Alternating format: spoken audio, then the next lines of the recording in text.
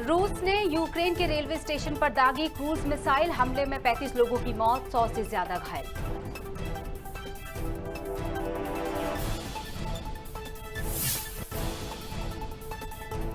छत्तीसगढ़ महासमुंद में कांग्रेस ने किया केंद्रीय मंत्री प्रहलाद पटेल का पुतला दहन, किसानों को लेकर दिए बयान का किया विरोध।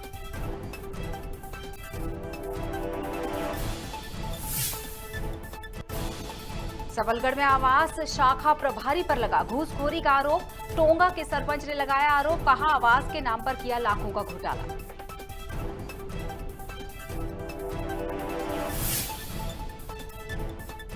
कांकेर में नेशनल हाईवे NH 30 पर कार ने मारी टक्कर, बिजली पोल गिरने से यातायात बाधित, मरम्मत कार्य में जुटा विद्युत विभाग।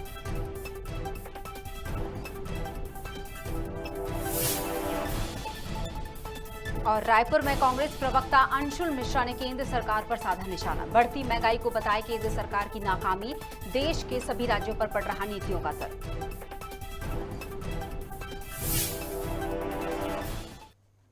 नमस्कार, आप देख रहे हैं खबर भारत, मैं हूं आपके साथ क्रांति प्रिया। बढ़ते हैं खबरों की तरफ। रूस यूक्रेन जंग के 43 दिन भी जंग अभी जारी है, जहां इसी बीच रूस ने पूर्वी यूक्रेन के एक रेलवे स्टेशन पर क्रूज मिसाइल से हमला किया है। इसमें 35 से ज्यादा लोगों के मारे जाने की खबर है, वहीं 100 से ज्यादा लोग घायल हो चुके हैं। बता दें कि घटना उस समय की है जब हजारों लोग स्टेशन पर ट्रेन का इंतजार कर रहे थे।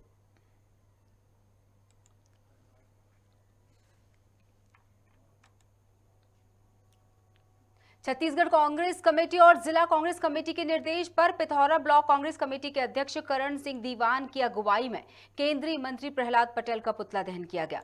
दरअसल मंत्री प्रहलाद पटेल ने अपने बयान में कहा था कि कांग्रेस धान का 2500 समर्थन मूल्य दे रही है और छत्तीसगढ़ को कांग्रेस दिवालिया करने पर आमादा है, जिसको लेकर कांग्रेस ने मंत्री का पुतला दहन कर विरोध जताया।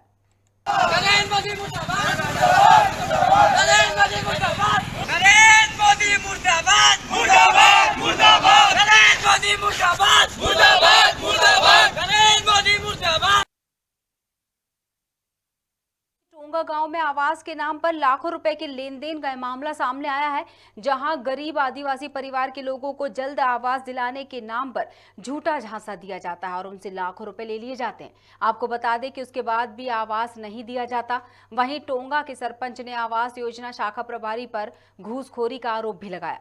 वहीं दूसरी तरफ प्रदेश के मुखिया शिवराज सिंह चौहान बार बार मंच से कहते नजर आते हैं कि प्रदेश में किसी भी प्रकार के भ्रष्टाचार अपराध को बर्दाश्त नहीं किया जाएगा। दोषियों के खिलाफ सख्त कार्रवाई करके भ्रष्टाचार और अपराध को जड़ से उखाड़ फेंक दिया जाएगा।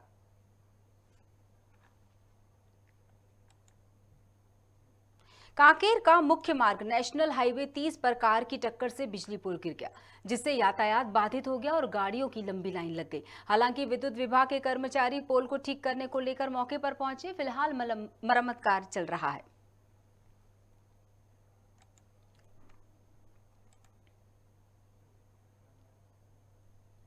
देश में महंगाई इन दिनों आसमान छू रही है। महंगाई को लेकर देश और राजनीति में उबाल देखने को मिल रहा है। इस पर कांग्रेस प्रवक्ता अंशुल मिश्रा ने बढ़ती महंगाई को सीधे तौर पर केंद्र सरकार की नाकामी बताया और कहा कि केंद्र सरकार की नीतियों का असर देश के सभी राज्यों पर पड़ रहा है। महंगाई के साथ साथ बेरोजगारी भी बढ़ रही है। साथ ही उन्होंने छत्तीसगढ़ सरकार की आर्थिक नीति को लेकर कहा कि देश की आत्मा गाँव में बसती है। सरकार गाँव की आर्थिक स्थिति मजबूत करने को लेकर काम कर रही है। महंगाई जो लगातार बढ़ती जा रही है ऑल ओवर इंडिया में, खुदरा मुद्रा की फीसदी 10.8 हो चुकी है। ये अपने आप में इतिहास है।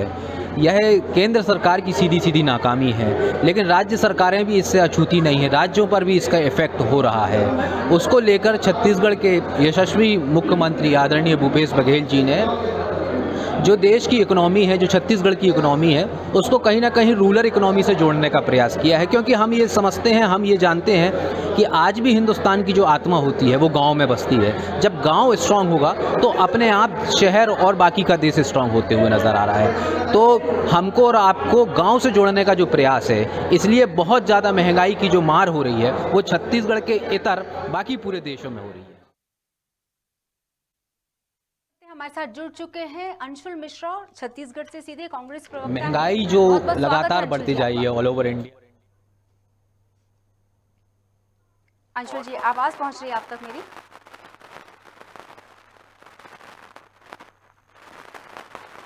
अंशुल जी, बहुत बहुत स्वागत है आपका। बहुत बहुत धन्यवाद। मैंने कहा आपके सभी दर्शकों के लिए भी बहुत बहुत धन्यवाद, मुझे जोड़ने के लिए आपके सभी व्यूअर्स को बहुत बहुत धन्यवाद। जी अंशुल जी, क्या कहना चाहेंगे? आपने बहुत कुछ कहा वैसे महंगाई को लेकर, बहुत सी बातें, बहुत से पहलुओं पर आपने बातें की। क्या कोई ऐसा रास्ता, ये महंगाई की जो दर है ये केंद्र सरकार की तरफ से बढ़ाई जाती है, केंद्र सरकार ये तय करती है ग्राफ को, लेकिन क्या राज्य सरकार इसमें कुछ नहीं कर सकती? क्या लोगों को राहत देने का काम, या आपके नज़रिए से आप क्या क्या मानते हैं किस तरह से महंगाई को एक राज्य सरकार कम करने में मदद कर सकती है जनता की, अगर शिकायतें हैं तो? जी मोहतरमा, जैसा कि आपने मेरा भी परिचय दिया कि मैं कांग्रेस का प्रवक्ता हूं और कांग्रेस एक जिम्मेदार पार्टी है, हिंदुस्तान की जिम्मेदार पार्टी है, उसका एक इतिहास रहा है। हमारा अंतिम उद्देश्य सिर्फ और सिर्फ विरोध करना नहीं होता, देश को एक सही मार्ग और सही रास्ता प्रशस्त करने का भी होता है। और मुझे इस मौके पर एक बात याद आती है, मेरे देश के प्रधानमंत्री ने कहा था कि जिस देश में महंगाई बढ़ी हुई होती है, जिस देश का रुपया, उसकी करेंसी डाउन हुई होती है, जिस देश में बेरोजगार होता है, उस देश का प्रधानमंत्री जो होता है वो गिरा हुआ होता है। ये मेरे प्रधानमंत्री ने कहा था। तो आज देश में जो प्रधानमंत्री है वो कितने गिरे हुए हैं ये तो उन्हें तय करना चाहिए। अब रही बात कि छत्तीसगढ़ में जो महंगाई है, देश में जो महंगाई है, उसमें छत्तीसगढ़ में हमारी सरकार है, हम क्या कर रहे हैं और हमें क्या करना चाहिए। तो आदरणीय भूपेश बघेल जी ने क्या किया है, बहुत आसान से शब्दों में आपको बताना चाहता हूँ ताकि अपनी जनता जनार्दन तक यह बात पहुंच जाए कि छत्तीसगढ़ में भूपेश बघेल जी ने, हमें पता है कि हिंदुस्तान की जो आत्मा होती है आज भी गांव में बसती है। छत्तीसगढ़ की अर्थव्यवस्था को उनने गांव से जोड़ दिया, गांव की रूरल इकोनॉमी को जहां उन्होंने स्ट्रॉन्ग किया तो लोगों में एक अलग से खुमार आया, एक अलग से व्यापार करने की इच्छा आई, लिक्विडिटी पैदा हुई, पैसा कमाने की इच्छा लालच पैदा हुई, रिसोर्स क्रिएट हुए, जिससे छत्तीसगढ़ में महंगाई देश के मुकाबले कहीं ना कहीं कम होते हुए नजर आ रही है। अगर यही फॉर्मूला, यही कार्यक्रम को अगर संपूर्ण हिंदुस्तान में अपना देते हैं, इसी कार्यक्रम को हिंदुस्तान को इसी परिपाटी पर अगर काम करना चालू कर दिया तो आने वाले 1 महीने के समय में महंगाई हमारे कंट्रोल में आ जाएगी। लेकिन बाहर मद में मदमस्त हो चुकी मोदी सरकार, मैं तो इस मोदी सरकार से यह कहना चाहता हूँ कि इनके पास पता नहीं 350 सांसद इनके जो आ गए वो इनको किस बात का गुरूर हो गया है कि हिंदुस्तान की जनता से वो कहीं ना कहीं पीछे हटते हुए नजर आते हैं मोहतरमा। बिल्कुल, चलिए बहुत बहुत शुक्रिया अंशुल जी अपना समय देने के लिए।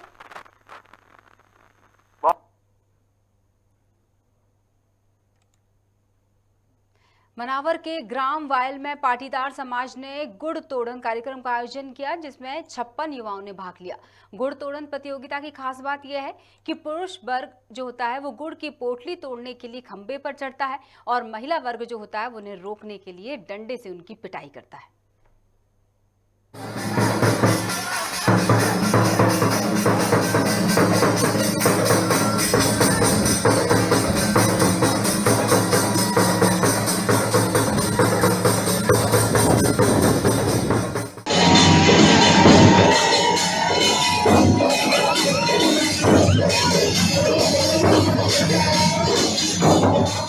बहुत लगती है हमको, खून भी निकलता है इसमें और परंपरा चलती आई है, इसलिए हम सरदार बनते हैं। और 13 साल हो गए मेरे को गुड़ तोड़ते। भैरू मंदिर हमारा है, भैरवा बाबा का आशीर्वाद रहता है, अटल दरबार का आशीर्वाद रहता है, इसलिए हमें परंपरा को चला रहे हैं, चलाते आए हैं, चलाएंगे और आगे भी चलाएंगे। लॉकडाउन ख़त्म होने के बाद में और कोरोना महामारी बीमारी ख़त्म होने के बाद में 2 साल के बाद में युवाओं में काफ़ी उत्साह देखा गया। गुड़ तोड़ की इस परंपरा में 56 युवाओं ने अपने मुंह से नारियल उठाकर इस परंपरा को आगे चलाते हुए ये परंपरा निभाई गई, जिसमें सरदार कमल चामड़ द्वारा खंबे पर चढ़कर गुड़ की पोटली 11 बार निकाली गई। उसके बाद में सभी युवाओं द्वारा गुड़ खंबे को उखाड़ा गया और गणगौर पर्व की यह परंपरा सदा और सदैव ऐसे ही निभाते रहेंगे। यही जोश और उत्साह युवाओं में देखा। और हमारे साथ जुड़े हुए हैं वाहिद मंसूरी, खबर भारत के संवाददाता हैं, हमारे साथ मनावर से जुड़े हैं फोन लाइन पर। वाहिद, ये दृश्य देखकर मुझे ब्रज की वो लठमार होली याद आ गई। जिस तरह वहां पर भी लठ मारी जाती है और वहां पर भी एक प्रतियोगिता का आयोजन किया जाता है, आपके यहाँ की जो लठ मारी प्रतियोगिता हम देख पा रहे हैं गुड़ तोड़न की, इसमें विजेता किस तरह से बनते हैं? जी, क्रांति प्रिया मैडम, बताना चाहूंगा कि ये जो पाटीदार समाज द्वारा ये आयोजन किया जाता है, ये मनावर में बंकनाथ मंदिर प्रांगण में, राम वायर में, लक्ष्मी नारायण प्रांगण में मना गया है। अभी तो कोरोना काल के कारण 2 साल से सारे आयोजन बंद थे, इस कारण ये सारे आयोजन बंद थे। लेकिन अब जो है ये गणगौर का जो पर्व है ये बहुत बड़ा पर्व माना जाता है। हाँ। और बड़े ही उत्साह और धूमधाम से मनाया जाता है। लेकिन इसको और अति उत्साह जो 2 साल के बाद जो ये आज जो छूट मिली इसके कारण युवाओं में, महिलाओं में, पुरुष में काफी उत्साह है, तो और उत्साह से मनाया गया। लेकिन यहाँ पर क्या होता है कि एक 15 फीट का लंबा खंबा होता है, उसके ऊपर छोर पर, ऊपरी छोर पर एक गुड़ की पोटली बांधी जाती है, जिसमें कुछ महिलाएं रहती है जो जिनके हाथ में हरी सोटियां लकड़ी रहती है, जो गुड़ तोड़ने वाली जो टोली आती है, जैसे रंग पंचमी पे जैसे मटकी तोड़ने वाली टोली आती है, ऐसी टोली आती है, उसको गुड़ तोड़ने पोल पे चढ़ने से रोकती है और मारती है। लेकिन उसको मार खाते हुए ये जो टोली है ये चढ़ के गुड़ तोड़ती है। इसमें ऐसा होता है। लेकिन इसमें यहाँ पर बता दूं कि मनावर में 56 युवाओं ने इसमें भाग लिया और अपने मुंह से नारियल उठाया और 11 बार उस टोली ने गुड़ को तोड़ा, जिसमें उनके साथ कुछ लोग रहते हैं जो अपने सरदार को बीच में रखते हैं और महिलाओं की मार रोकते हुए उस सरदार को पोल पर चढ़ाते हैं। लेकिन महिलाएं बुरी तरह से, बिल्कुल पूरी ताकत से मारती है। वहीं इन लोगों की ये मान्यता है कि इनसे जब श्रद्धालुओं से बात की गई तो इनकी मान्यता है कि जो महिलाएं जिन भी युवाओं को मारती है उनका पूरे साल मतलब निरोगी रहते हैं और स्वास्थ्य उनका अच्छा रहता है। जी कांति मैडम, बिल्कुल, बहुत बहुत शुक्रिया वाहिद, ये इतनी खूबसूरत जानकारी आपने दी इस प्रतियोगिता से जुड़ी हुई, इस रिवाज से जुड़ी हुई।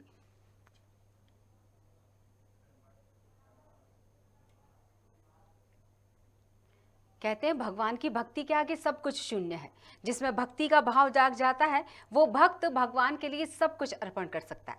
कुछ ऐसा ही मामला भक्ति का ये मंदसौर के भगवान पशुपतिनाथ मंदिर में देखने को मिला, जहां एक भोला मालवीय नाम का भक्त भगवान को मोटरसाइकिल दान देने का फैसला कर बैठा। आज राजभोग आरती के समय हम सब भक्त मंदिर परिसर में ही थे। इतने एक भक्त दर्शनार्थ के लिए आए और इनकी एक अंतरकरण की भावना हुई कि मैं भगवान श्री पशुपतिनाथ जी के लिए जिस वाहन से आया हूं मैं भगवान श्री पशुपतिनाथ जी को अर्पण करता हूं। ये सुनते ही सब भक्तों ने जयकारा और इनकी भावना के प्रति मान दिया और हमें ये लगा कि मतलब ये किस तरह से कर रहे हैं, मतलब कि ये सारी तरीके से हमने जांच करी, सब तरीके से इनके गाड़ी के कागजात वगैरह ले तो इनको पता लगा नहीं ये गाड़ी कोई किसी विवाद में है। इनकी एक अंतर्श्रद्धा हुई, तत्कालीन रूप से अंतर्श्रद्धा हुई। गाड़ी दान में देनी थी मेरे को, बस एक बार मन बना लिया गाड़ी को दान में देनी है तो बस दे दी। कहाँ पे दान में देनी है? पशुपतिनाथ। कौन सी गाड़ी है? नई सुपर स्प्लेंडर। क्या मान थी आपकी? मान तो क्या थी जिसकी मैं वो अब पूरी बात तो आपको कैसे बताऊं, वो दिमाग ज़्यादा चलता भी नहीं है अभी। इस हिसाब से जिस दिन गाड़ी की किस्तें पूरी हो जाएगी उस दिन मैं गाड़ी यहाँ पे लाख के दान में दे दूँगा। ये मेरी इच्छा है। 2 किस्तें बाकी।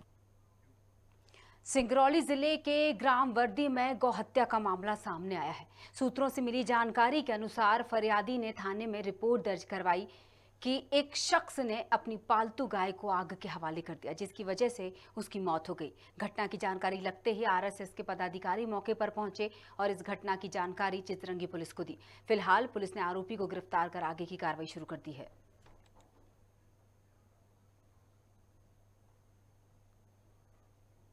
सीईओ जिला पंचायत डॉक्टर सौरभ संजय सोनवड़े ने जनपद पंचायत चीचली की मुख्य कार्यपालन अधिकारी प्रतिभा परते को कारण बताओ नोटिस जारी किया। बताया जा रहा है कि ये नोटिस कर्तव्यों के प्रति लापरवाही और उदासीनता के चलते दिया गया है।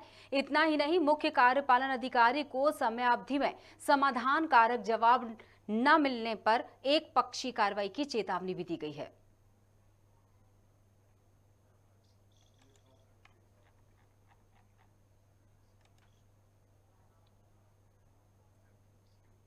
भिंड जिले के प्रत्येक थाना क्षेत्र में किराएदारों के सत्यापन के लिए अभियान चलाया जा रहा है। इस संबंध में एसपी शैलेंद्र सिंह चौहान ने बताया कि पीएचक्यू के निर्देश के बाद जिले में वेरिफिकेशन का कार्य करवाया जा रहा है। उन्होंने बताया कि मकान मालिकों को अपने किराएदारों का वेरिफिकेशन करवाना अनिवार्य है।